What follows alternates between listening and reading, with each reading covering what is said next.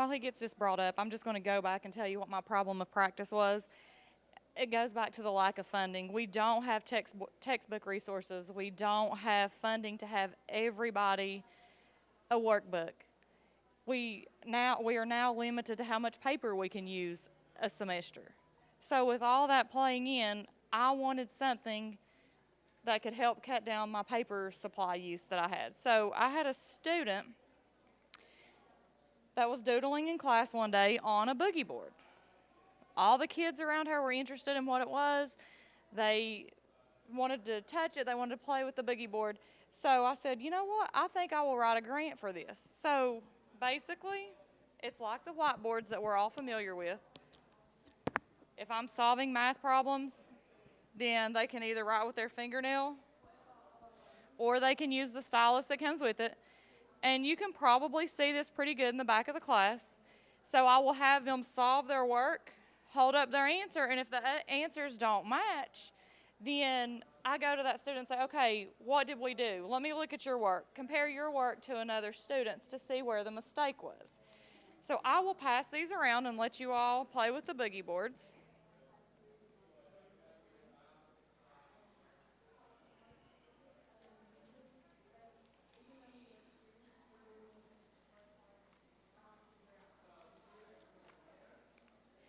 And how did I use these in my class since I received them in November? I used them for note-taking, quizzes, formative assessments. We've done bar graphs and line graphs, graphing linear equations, area and perimeter of rectangles, and then solving equations and partner work.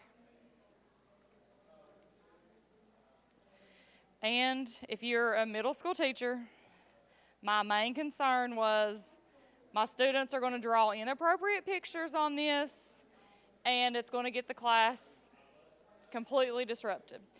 But I have these graphing calculators that we received, and they mirror to my computer. Whatever a child is doing on that graphing calculator, I can see on my computer.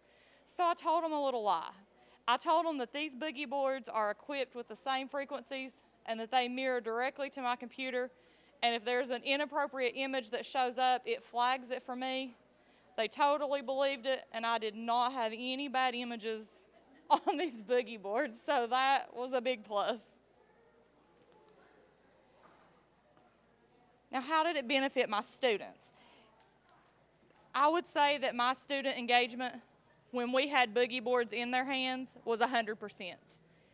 They were eager to solve these equations. They were eager to share their work. They even wanted to show me the answer. I would have them bring their boogie board up to the smart board and show the work to the class. They would have never done that if they didn't have that boogie board in front of them to help them out. So that was a big thing for the students. And of course, it reduced my paper use. I used a lot less paper. I've used a lot less the second semester than I did the first semester up to getting the boogie boards. And another benefit, I had an observation the day after I got my boogie boards in my students' hands. So I took a risk, I used them during my observation, and it was the first time that I've ever scored exemplary, and that was coming from someone at the Board of Education that was doing walkthroughs in our class. I had always scored ones in the technology area because all that I had was calculators and then the Promethean board. So by putting this in the students' hands, it helped my observations to go from a 1 to a 4.